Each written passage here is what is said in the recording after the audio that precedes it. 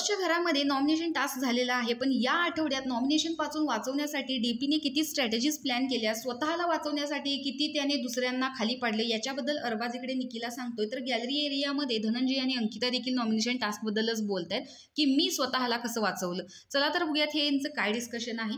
तर इकडे हे दोघे जण गार्डन एरियामध्ये बसलेले असतात आणि अरबाज सांगतो की बघ, ज्यावेळेस जीनच्या हसण्याचा आवाज येत होता त्यावेळेस डीपी पळत जाऊन 2 जादू दगड धरत होता, कारण त्याला एक स्वतःसाठी ठेवायचा होता, कारण डीपीच्या गळ्यात अभिजितचा फोटो होता, आणि एक वर्षाताईंना, कारण त्याची जान जी आहे ती वर्षाताईंच्याच गळ्यात होती. त्यामुळे तो एक वर्षाताईंसाठी धरत होता आणि एक स्वतःसाठी, कारण त्याला अभिजितला देखील सेव्ह करायचं होतं.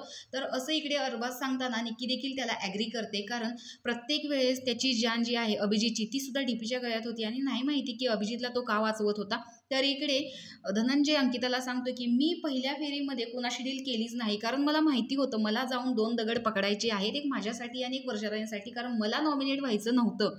आणि पहिल्यांदाच मी वर्षाताईंना सांगितलं, जर तुम्ही पळत जाऊन तुम्हाला जर तो जादुई दगड नाही मिळाला तर तुम्ही काहीही वाईट वाटून घेऊ नका, झालं तर झालं, पण जर तुम्हाला दगड नाही मिळाला तर माझा जो दगड आहे तो मी तुम्हाला देईन, कारण मला नॉमिनेशन पासून वाचायचं आहे. आणि हे मी पहिल्यांदाच अभिजितला क्लिअर केलं होतं की जर मी नॉमिनेट स्वतः होत असेल तर मात्र मी तुला वाचवणार नाही, मी तिथे मला स्वतःला वाचवणार, हे मी त्याला सांगितल्यामुळे प्रॉब्लेम नाही आला.